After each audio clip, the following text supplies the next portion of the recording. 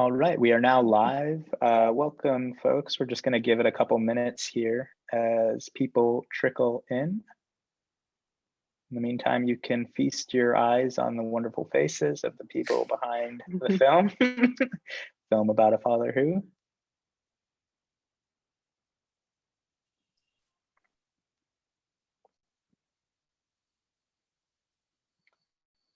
Say we can go ahead and get started. Okay. Hello, everyone. Welcome and thanks for joining us. My name's Emily, and I'm one of the programmers at the Maysles Documentary Center in Harlem, along with my fellow programmer, Inney Prakash. And if you're unfamiliar with Maysles, we're a nonprofit documentary cinema and education center, continuing to operate virtually right now. And we were founded by the documentary filmmaker Albert Maysles, who, along with his brother David, is known for pioneering direct cinema. And perhaps you might know him for some of his more well-known documentaries like Salesman or Grey Gardens or Gimme Shelter.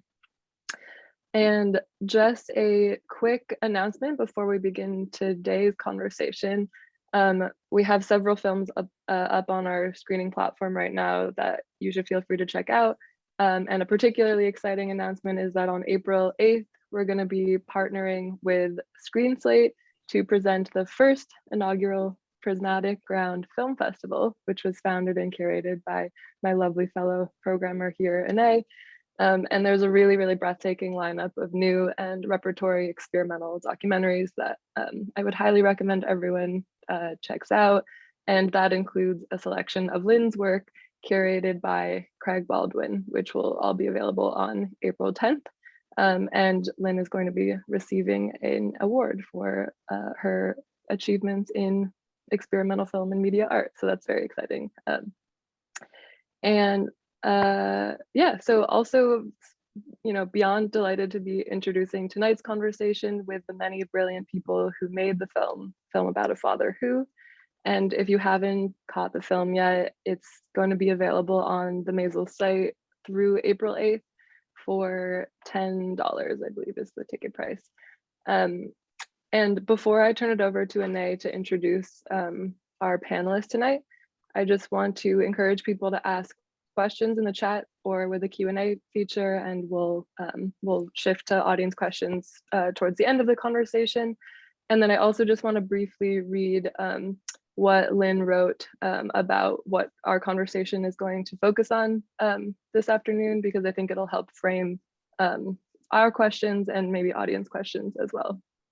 So in the words of Lynne Sachs, our conversation will look at the way that films can be made with collaborators who bring their own vision and insight to a project. Dialogue with each of these people was critical to the making of my film, providing challenges to my own assumptions about working with and beyond reality. These four people pushed me to think in new ways about my own process and intention in the editing, sound, and graphic design that were so much a part of the making of Film About a Father Who. So yeah, let's just keep those words in the back of our mind as we discuss the film in greater depth. And now Inney is going to introduce all of those collaborators. Thanks, Emily. As Emily mentioned, my name is Inney Prakash, and I'm also a cinema programmer at Maysles. I'd like to introduce our esteemed guests now. We have Rebecca Shapass, who is the editor of the film. Rebecca creates biomythographic audiovisual worlds where the fissures between personal and collective memory are mined to reveal fragile systems of perception and remembering. Rebecca's work has been exhibited and screened with institutions and festivals across North America. In 2018 to 2019, she participated in Smack Mellon's Artist Studio program, where she was also a New York Community Trust Van Leer Fellow. Previously, she has been a resident at Nurture Art in Brooklyn, Signal Culture in Owego, and Crosstown Arts in Memphis, Tennessee. Rebecca holds a BFA from NYU's Tisch School of the Arts, where she studied film and television and art history. Currently, she is pursuing her MFA at Carnegie Mellon University. I'm going to introduce Kevin T. Allen next, who's not with us yet, but may pop on. I believe it is his daughter's birthday and they're on a hike. Kevin is responsible for the sound, collage, and mix in the film. and he's a filmmaker, sound artist, and radio producer whose practice ranges from the ethnographic to the experimental. He has exhibited at numerous venues, including MoMA, Ethnographic Terminalia, Flaherty NYC, Margaret Mead Film Festival, Berlin Directors Lounge, and Ann Arbor Film Festival. His sound work has been featured at museums and festivals, including the Canadian Center for Architecture, Third Coast International Audio Festival, and Deep Wireless Festival of Radio Art. Finally, we have Stephen Vitiello, responsible for the music and soundscape, or not finally, second to last.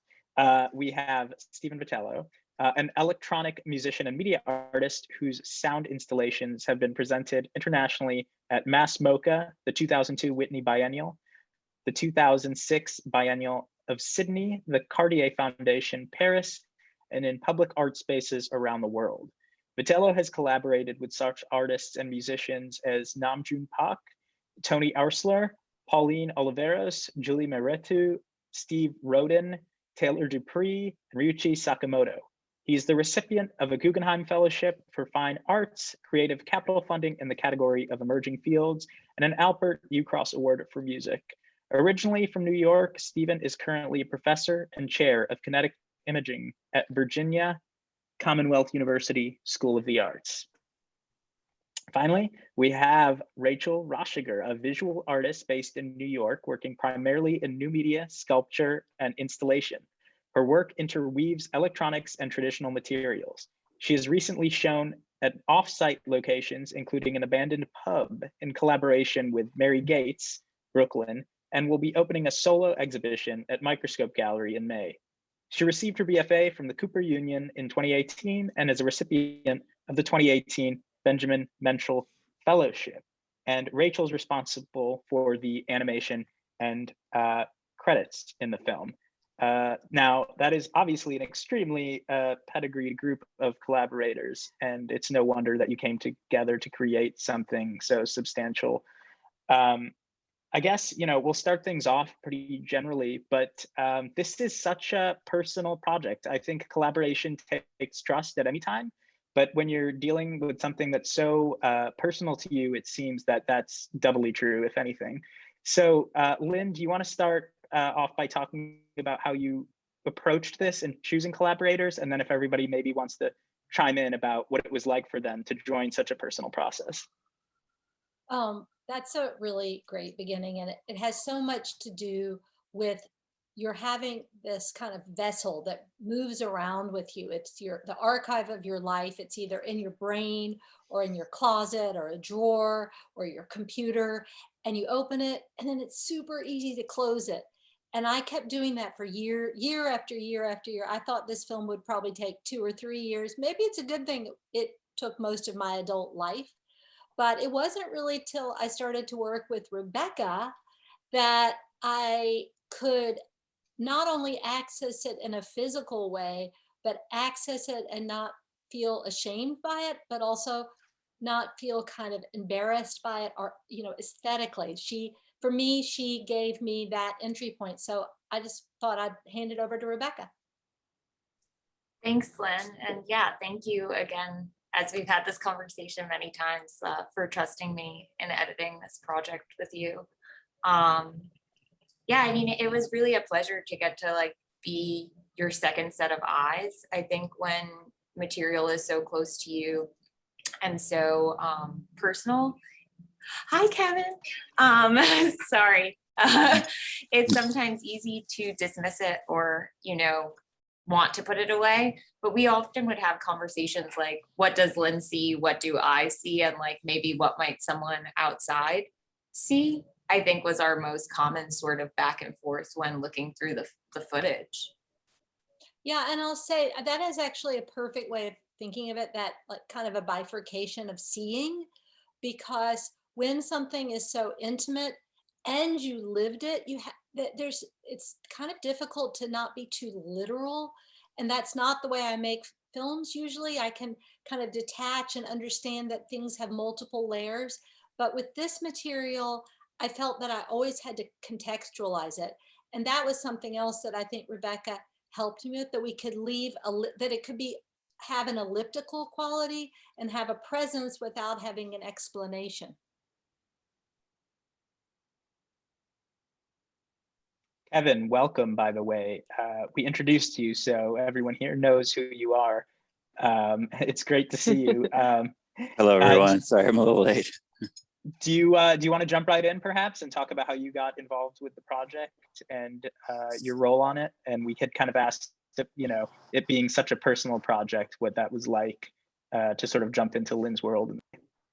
Yeah, well, I knew about Lynne's work for quite a while, and I'd heard about her, but it was sort of means the introduction to Lynne to sort of work on the project and sort of get to know her. I think at the point her and Rebecca were talking to me, they were getting close to like a picture lock and kind of thinking about how to use Steven's score and sound design. And so I think the first thing we started working on was figuring out how to find a voice for Lynne's narration that stood out from all the other sort of talking voices, because there was a lot of archival stuff to sort of really create a voice in the film. So I believe we worked on the creating good voiceover, and we spent a lot of time sort of culling those takes together to find a good voice for the film. And at the same time, I was doing some sketches, I think Lynne decided we would call them audio collages, working with some of the archival material and to some extent a little bit of flavors of Steven's score to kind of create interstitial kind of moments that were more kind of abstract or expressionistic in between the score and the sort of archival sound. So yeah, it was a really great experience. Lynne and Rebecca would come to Rutgers University where I work, and we kind of would have these sessions and long periods of times in a dark, small room together. So it was a really collaborative environment overall. I wanted to say a couple things about working with Kevin. So I had heard other soundtracks that he had mixed and been involved with, and I just was very, very excited by how those films took on such a complex and suggestive and poetic oral, had the impact that they had, which was delicate but very felt. So I said, okay, we're gonna mix this film with Kevin, and that means we're gonna go to Rutgers University, and that means Rebecca and I are gonna drive, and we had to do it at night. And we had to do it when it was off hours. And it was exactly the opposite of, reserving mix time at a fancy studio in Manhattan, which Stephen and I had done before. Like, that was the biggest deal. We're gonna get, like, I had worked so hard with Stephen that the icing on the cake was gonna be a great sound mix at a really reputable studio in Manhattan. And it would be kind of like my extravagance. But I really wanted to work with Kevin. So I said, okay, we're not gonna do it that way. And it was such a good thing, because we worked more intensely. It wasn't about the hours. He would make suggestions. Or one of the things I loved the most about working with Kevin was that Rebecca and I went back to VHS tapes. And we looked, like, whenever you're working with archival material, you always think that, like, the sound isn't as important, the kind of accidental sound that happens when the camera's running and nobody notices. But that he really kind of encouraged us to listen to what we had ignored before. And actually, we probably spent several weeks going back and looking for little voices in certain periods. Like, there's a part where my brother Ira is shooting, and we needed like all these, we didn't know we needed it, but we didn't know what to do. And so we looked for all these kind of like just sort of sounds that he could collage in that particular section, and other sections too. But it was really the VHS tapes, which I have to say, nobody looks to VHS for high fidelity, but that was actually it. We didn't care about the high fidelity. Yeah, I think there was a lot of openness. I think that I appreciated and working with you too. She sort of just gave me some cues, like, see if you can find something that will work here, and being able to send you stuff. And I think that that's really important, that kind of dialogue back and forth, and the ability to sort of not articulate exactly what you want, but actually sort of being open to what might present itself. You know, and like I didn't know that I would find stuff in that VHS sound per se. You know, a lot of it, and this is sort of the way I work in general. Is like I, you know, lay stuff out in Pro Tools, and you know, sometimes I put things together unintentionally, and I'm like, oh, that works. You know, and I think collaborations can be the same way, right? The less invested you are in it working a certain way, the more kind of beautiful accidents can happen in collaboration. Yes. Stephen, you have worked with Lynne. You have a pre-existing relationship. So what was it like coming onto this project? And considering she'd been working on it for so long, had you talked about it beforehand, before the editing process began in earnest? Yeah, I mean, I'm trying to remember where I entered the process. Maybe it was a year before the film was finished. And so there was, you know, work being done, but there was enough time and enough back and forth, which has been one of the many pleasures of working with Lynne, that the sound could find its way into the film and sometimes influence the changes. And we also, in some ways, decided we work in a way that worked the way we had worked. I think this was my 6th project with Lynne. And so, you know, there's a comfort in knowing this kind of material works, this kind, but then there was a thought about changing it up. We went through different approaches. And I also was going through different approaches as I was trying to find my way into the film itself. And, you know, to get a couple scenes is to make some snap judgments. And then as the film develops, you start to kind of have that changed over and over and over. And honestly, I came to love the film a whole lot more towards the end than I even thought I might in the beginning, where I thought, wow, I don't know what I think about Lynne's father. And I don't, you know, and I also am trying to figure out what is her voice here and where should my voice fall? Am I following his character? Am I creating themes for other characters? And maybe I was a little lost, but also trusting because we'd worked together that I'd find my way in. And I think that's the case, you know, and there's times when I'm working with Lynne where I'm scoring something very particular to a scene. There's a lot of times where I'm just creating raw material. There's times where I'm creating material for, I think, here. And then probably Lynne and Rebecca are going, we like this, but we're going to put it over here. And that to me is also great. I think having that trusting relationship. There's times when I create 7 minutes where they only need 30 seconds, but I wanted to just keep on going and sort of jamming and trusting that hopefully they would also find something to play with. I know that's lots of different answers. Well, Rebecca and I threw Stephen a real weird challenge. And that's that we spent probably 8 months editing some sections to band music from Walt Disney's. I forgot. Yeah. Because that was the first movie that I ever saw, and it really affected me. So whenever I listen to it, and some of the music is quite beautiful, whenever I listen to it, it helped me to kind of transpose my thinking to being a really young child. And then we grew to love the music, and we kind of were editing to it. And then we had that awful word, that copyright issue. Plus we didn't really want, of course, we didn't want to use Disney music. So one of the first challenges to Stephen was, could you create something kind of like Bambi without that symphony? And the thing is, he uses a lot of like children's instruments and playful. So there is some mood that I thought you could. And so sometimes he would just take us in a totally different direction, and that was perfect. Mostly you did, but also my father has a whimsy that I'm sorry. I'm going to just turn this off and deal with that. Okay. I'll be right back. I could say, I remember the first piece of music I made for the film, just as Lynne was saying, the whimsy of her father. I kind of was just picking up on his shuffle as he was walking along the street collecting garbage. And I started working on a rhythmic track that I don't think ever got used.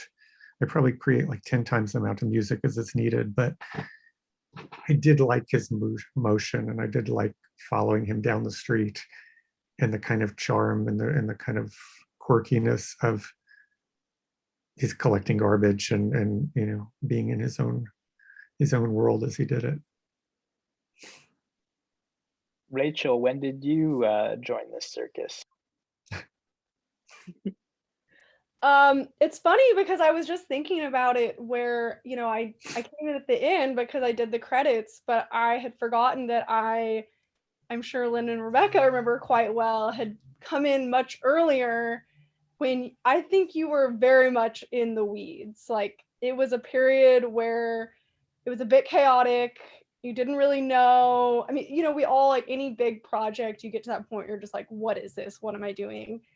And you guys were kind of there and were like, we want to maybe have some animations. Like, do you want to try to do some animations? And we did you know, we talked for a while and I did some sketches of some stuff that, you know, I think you realized just wasn't gonna make sense. And then, you know, I did, you know, so I fell off the project.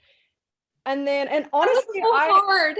We were like, we're gonna work with you. Oh, no, I fully understood. It's not working at all. Yeah, no. I was like, honestly, I was like, they're never gonna finish this movie. Like, I really thought this project is just too close to Lynne. Like, it's just not in a mean way, but just like, I was like, this is, who knows? Like, I was like, you know, this is quite the, you know, masterpiece. And then like a year later, I get an email or text maybe from Rebecca being like, we finished it. And I was shocked. And you were like, we want credits. And that was like so much, that was kind of a relief because it was so much more manageable. Like, I felt like, I think we all just didn't even know where to begin with introducing animation to something that already had so many different components. And so I think the credits was like this perfect kind of contained thing where we could explore an idea without having to try to work it into what, like, it was a lot easier to approach that. And we got to kind of revisit some of the things we had talked about before, which had been diagrams and like, you know, Lynne had seen a piece of mine that involved kind of some aesthetics that you see in the credits. And so I think, you know, you kind of knew a little bit more what you wanted from me. And there was something like, very actually, yeah. Go ahead. Actually, I'm sorry, there's a little problem here, but there was something very specific that I wanted, and because both Rachel and Rebecca had a certain kind of education, they both understood, and I thought nobody was learning this anymore, and it had to do with I'm sorry about that noise. It had to do with diagramming, and so diagramming, which is to break down sentences like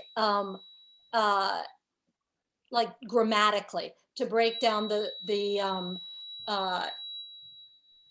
main clauses and the dependent clauses and the part. So I wanted the credits to look like this binding between the grammatical syntaxing or investigation through diagramming, and then for it to suggest a family tree. And I'm like, can you bring those two things together?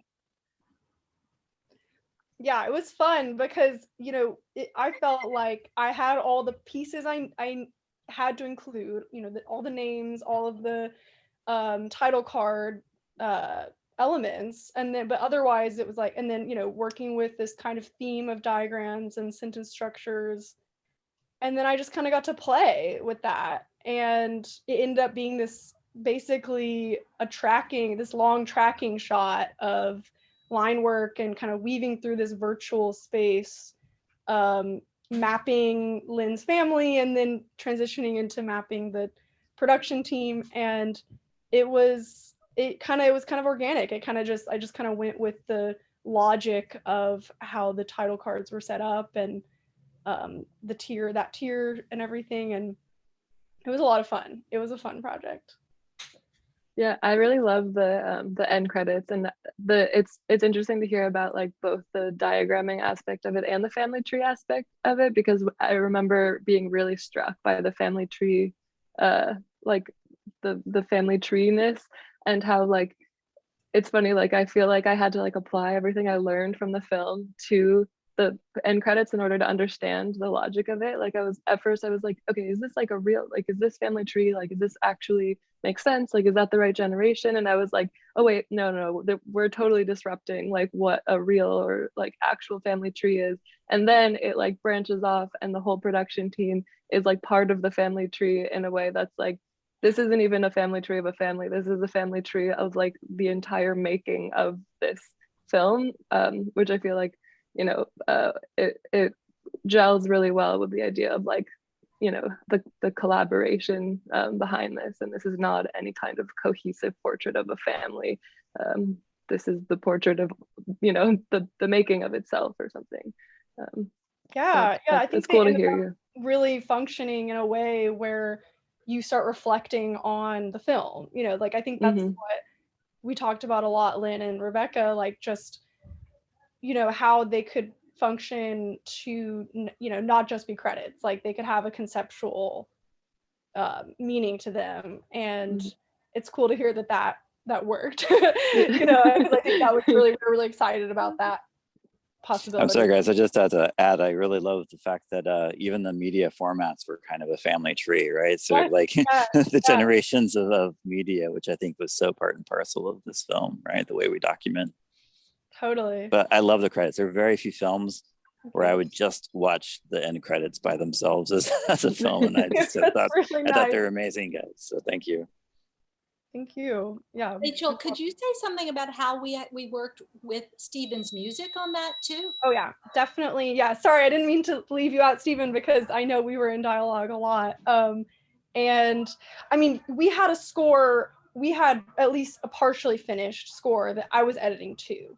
So, you know, I was, you know, something like animation like that, it was so essential that everything really go with the music and be edited to the music. But like I said, it was this big tracking shot, so I couldn't get away with just having cuts and stuff. So I was really just trying to kind of choreograph the animation with your music. And I remember that, you know, there were a few times that we did some back and forth because, well, first of all, the credits ended up being a lot longer than we had maybe imagined. So like, I was like, I need more material.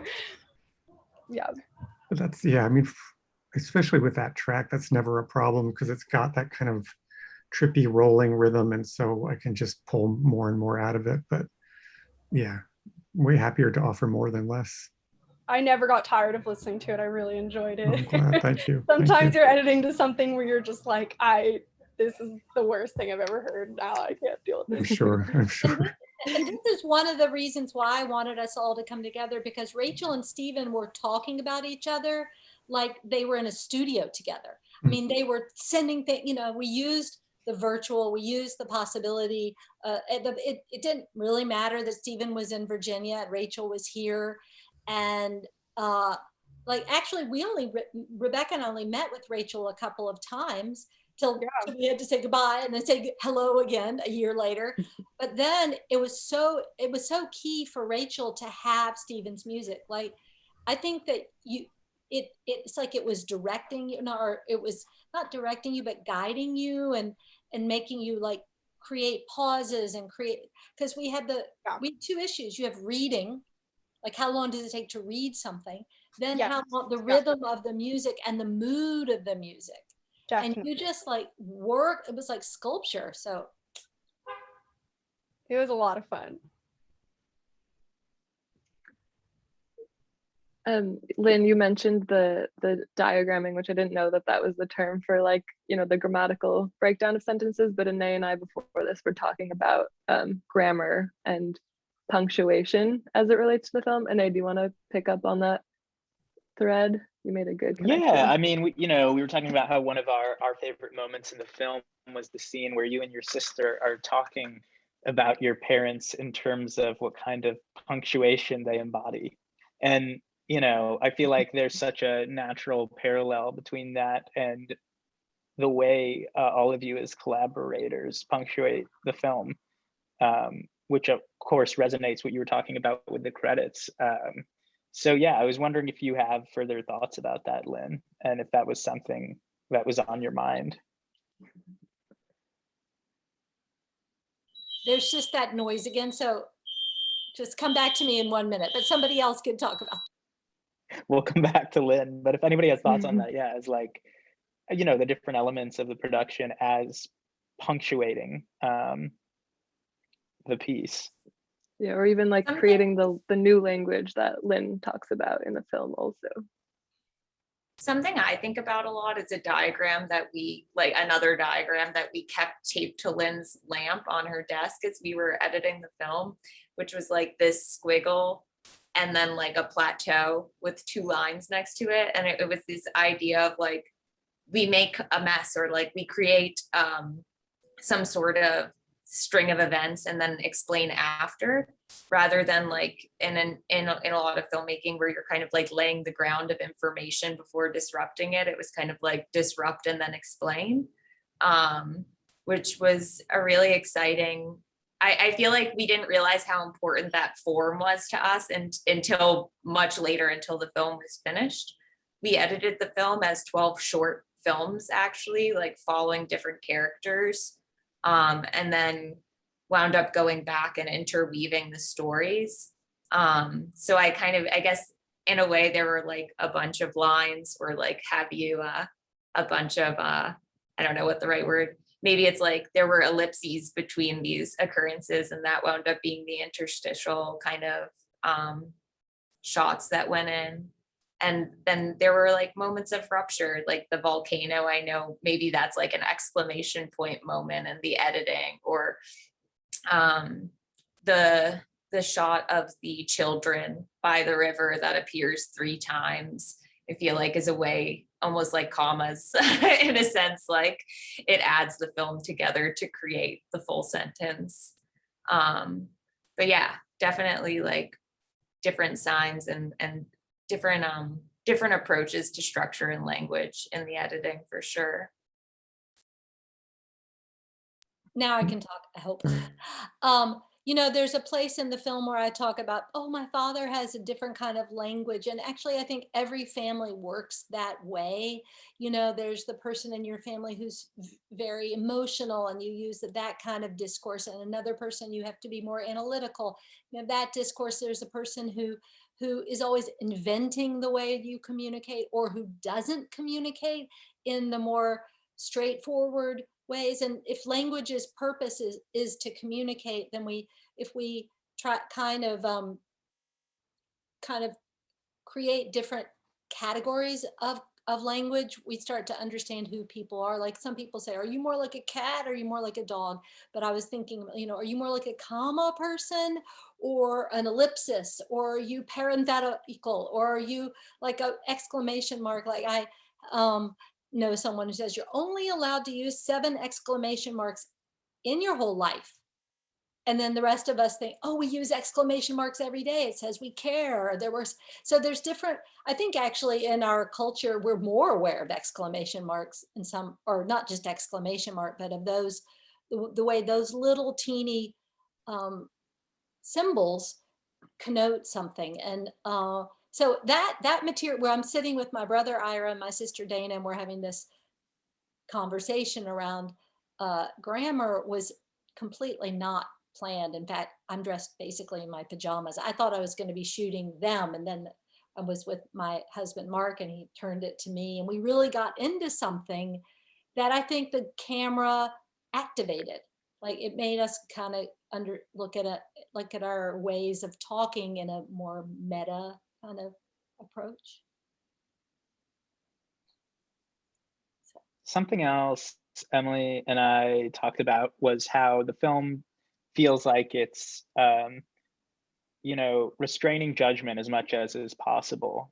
It feels like you are exploring how your father has affected people, but not passing judgment on him, which is a complex thing, right? And it makes me, you know, think of something you mentioned briefly, Stephen, where you talked about coming in and not knowing what you thought of Lynn's father. So do you want to talk about, and then maybe anybody else who's interested, like navigating that and your own perceptions of Lynn's father as a person and a subject, and overcoming that initial hurdle? Yeah, for sure. I said something the very first, I think it was the first screening or maybe it was the second. But I remember feeling like the film, like at first entering the project, I thought I have to really relate to Lynne's father in some way. And then I kind of came to see it like he had these mirrored sunglasses, and the film was about all that was reflected in in those glasses. And that's where I ended up connecting, was more to the individual stories of the sisters.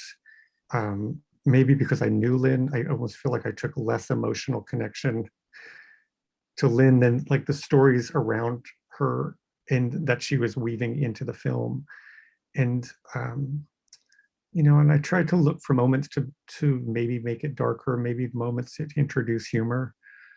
But a lot of it for me came with the emotional stories of the various characters, the family members in the film. And also just in relation to the last thing that was being discussed, because sound or music is rarely happening underneath the voices when people are speaking, I often feel like I've also got this role of commenting on the scene before and then leading into a framing of the scene that's coming next. And, maybe that's as I see it after, because a lot of that's being crafted by Lynne and Rebecca, but I feel like that's part of what it's like tying the two notes together, that one note and one note are joined by that point in between. If that makes any sense. Absolutely. Yeah. Rebecca, I'm curious to hear from you in particular about Inney's previous question, and if there were ever moments that you and Lynne maybe disagreed about how explicitly you should or shouldn't like condemn her father's behavior more, or like was there ever a feeling like we should express a opinion or judgment in this moment, or like negotiating those sort of like value judgments as they may or may not have cropped up? I think we went back and forth on this a lot, and like we talked about it throughout the process of editing and filming, because we did film together some scenes from the movie. Yeah, but I think the more the film, the film is called Film About a Father Who, but the film is so much less about Ira and so much more about the people who kind of, the way Lynne and I had talked about it, right, was like, he's the son and there's all of these people in his orbit, right? And I feel like in that way, like it became so much more about helping everyone kind of share their part of the story with integrity and like a sense of respect, obviously, because like, I'm entering as the non-family member into this family with like a strong input on the project. And the more it became about individual stories, the less it became about Ira, and the less I feel like there became a strong need to pass any sort of judgment, because the resounding thing was there was no consensus, there was no final judgment. It was all of this confusion and emotion and affective feeling, and that it's not, I think the point is, right, it's like it's not one way or the other, it's a lot of ways. So there's a lot of things that are involved in the story and in all of these folks' kind of different threads of this story. And I think that became the most captivating part for us both. Like the way Lynne has so often put it, like a cubist portrait, right? Like what are all of these little pieces that make up some version of history that is, of course, like in each way subjective and imperfect.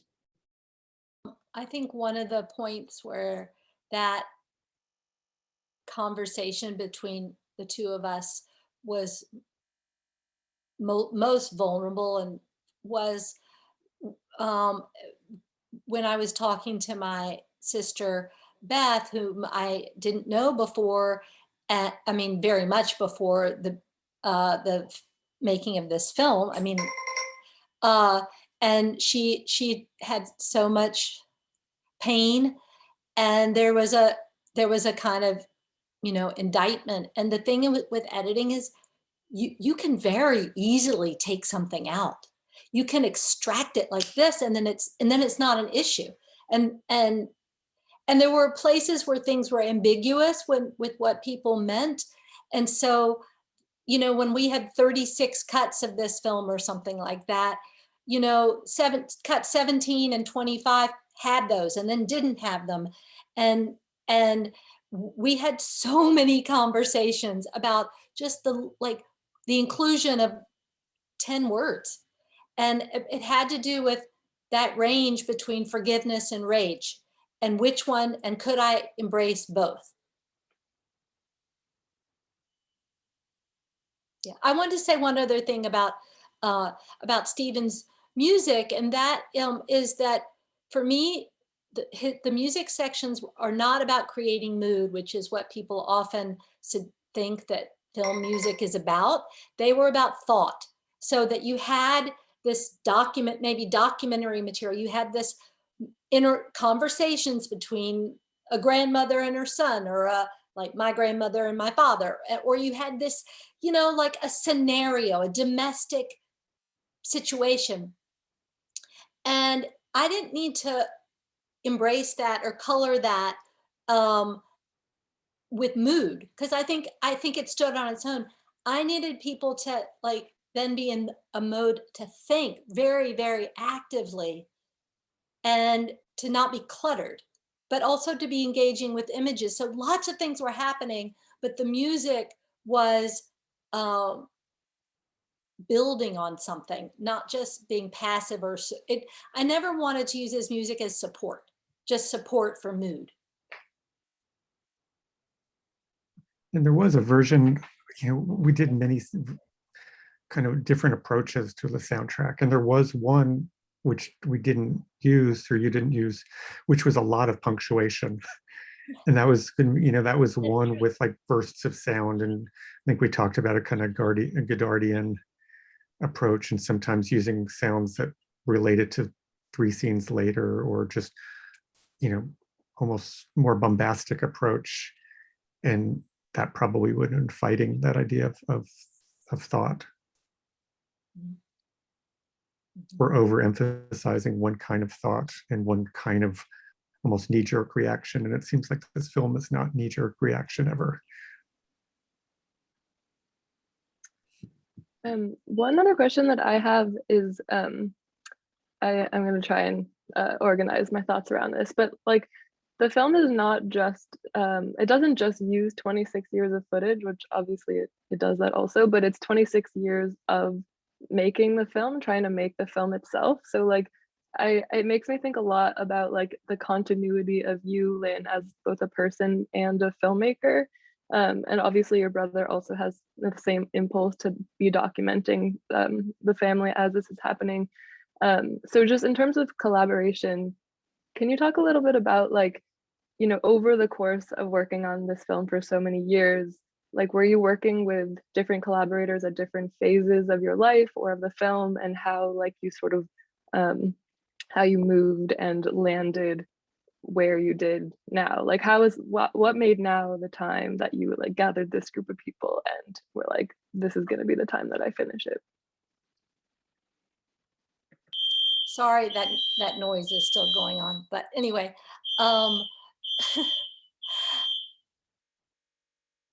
okay, so the thing was that we all get older at exactly the same rate, and I'm just gonna I'm sorry about this. They're working on this building and I can't control it. This is actually Stephen and Kevin doing it. Yeah. Oh yeah, recording of the Zoom. Exactly. We've got like a feedback duet going this is on. not normal in my house, but this is happening right now. Okay, maybe I can squeeze in. Someone's telling me I need new batteries. No, it's actually, there's a repair person here fixing something and he keeps testing it. But anyway, I saw my father was having some issues around speaking. So I knew that there wasn't going to really be much more that I could do in terms of talking to him. And then that in and of itself, he had some aphasia issues. That in itself made me start to, like, that was part of that embrace of my siblings, even so, you know, I don't usually say half siblings, but the ones I didn't know as well, and to really listen to them. So that was an opening. But I also have to give Rebecca credit because she was so sensitive to the material and didn't ever take my shame excuse for not doing it. Like if it was like the material of the 3 children playing, those are 3 of my younger siblings, and it was on VHS and it had been left in a garage and it looked like these sort of impressionist colors, but I thought it was so degraded. And then together we started to love that. And it started to be a kind of coda that we wanted to return to. So it was like that, we had these rigorous conversations where with her, we had to invert what first appeared. I mean, that's one of the things about working with all of these collaborators, take what appears to be an obstacle, like the low so-called fidelity quality of VHS, and start to think, oh, well, people don't hear that sound anymore. So it's like archaeologically compelling, and same with other things that in terms of content are very, that would trigger shame for me, were also things that I have found in the years since I've finished the film are things that invite other people, men and women, not just women and their fathers, but people who are talking about the imprint that certain people have on their lives because they've been through that, like their family members, or they've been through that. And so, you know, those conversations that the 2 of us had, I mean, Rebecca and I transcribed every single bit of tape, and, you know, 16 millimeter footage, we would log it. And the thing was, I had 16 millimeter going back to the early 90s, and I had Super 8 going back to 1965. So we wrote down notes on everything.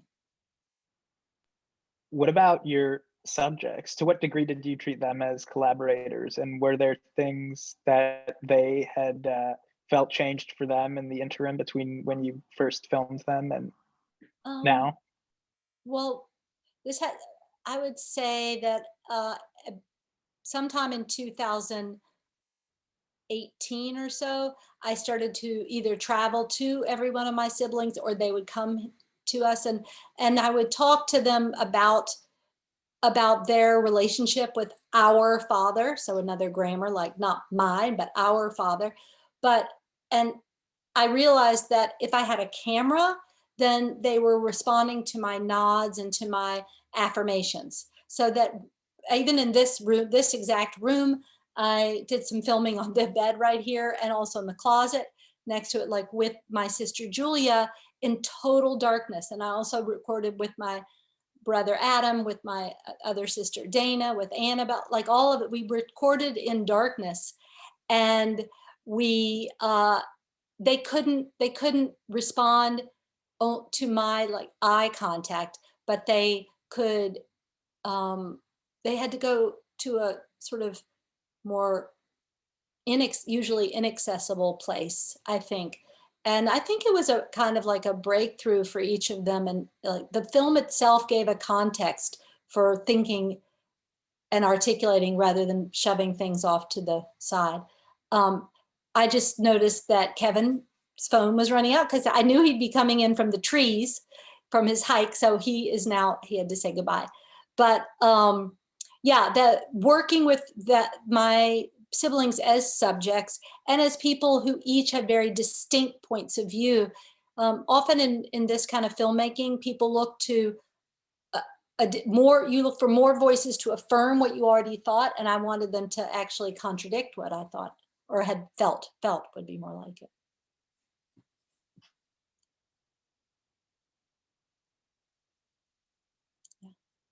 When was the first time you all let me ask, did you all see the film together? Did you do a screening for collaborators? Was it the premiere?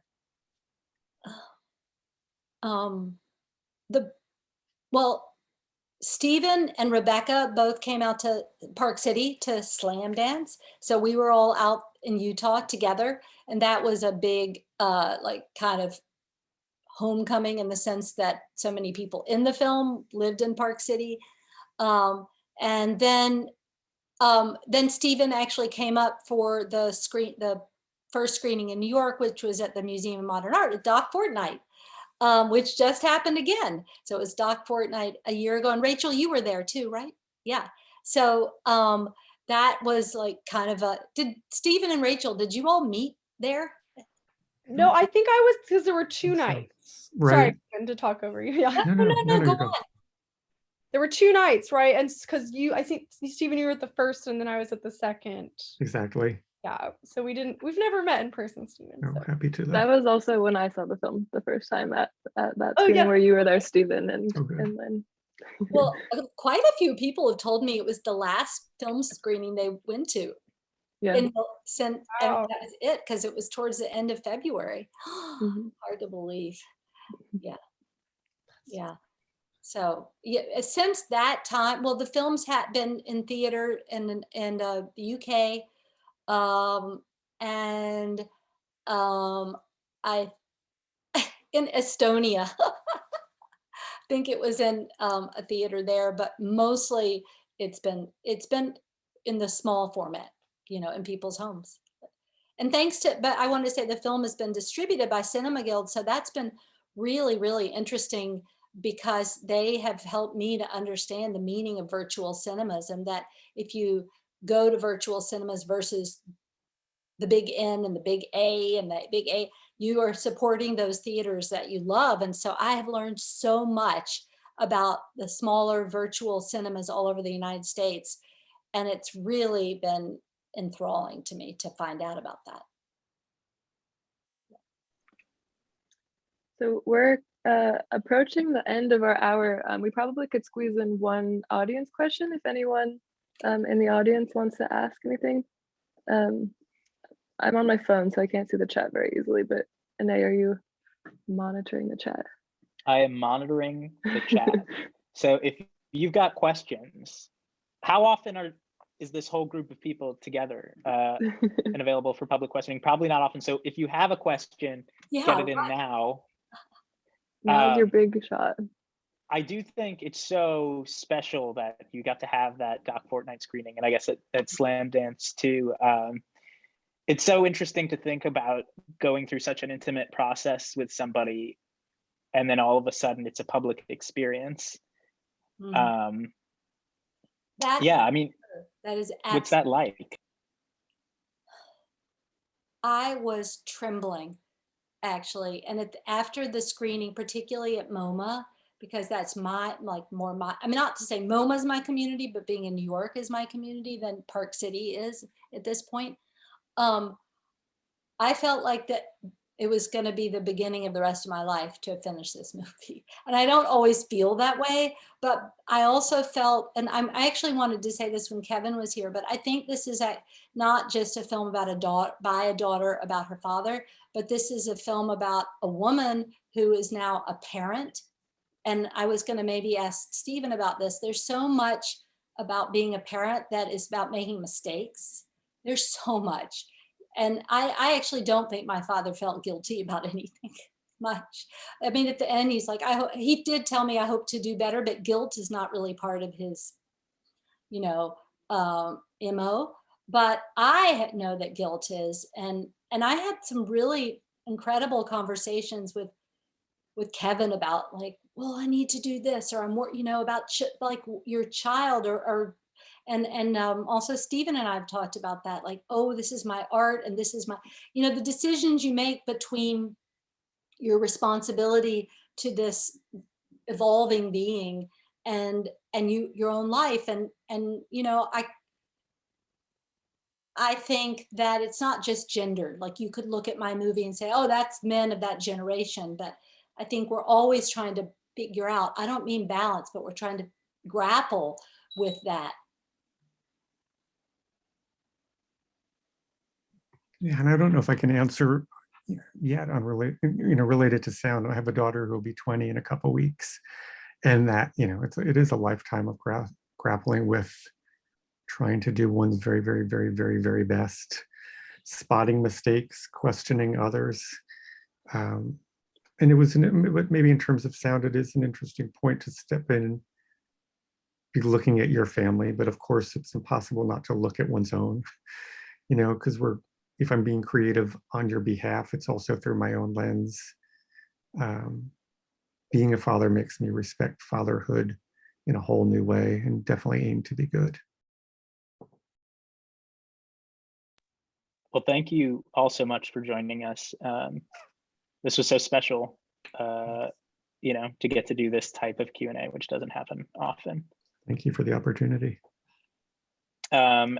As Lynn pointed out, there's a whole lot to be appreciated about the virtual cinema, not least of which is supporting your communities. So head to Maysles.org. You can still see Film About a Father Who. And as Emily mentioned, Prismatic Ground will kick off on April 8th. And if you haven't gotten enough of Lynn, I never get enough of Lynn, you can join us next Saturday when she'll be receiving the inaugural Ground Glass Award for contribution to experimental media. Thank you, everyone. Thank you so much. Thank you. Thank you. Thank you. I wanted to say, Thank actually, you. I just looked at the participant list, and there's a woman watching right now from Japan, from a collective, a feminist collective there. And I recognize her name because I've had some interaction. So I think it's one of the amazing things about Maysles and about Prismatic Ground, which is about to happen, is that you're so much of what you all do is accessible to people all over the world, and things are changing so much, and that we can make work together, we can collaborate on one another's projects, and you all are really just supporting that in such a phenomenal way. So I wanted to thank you. Thank you, Lynn. All right. Thanks, Lynn. All right. Hi, Bye, everybody. everyone. Great to Thanks be so with you. much. Bye. Bye. Thank you. Bye.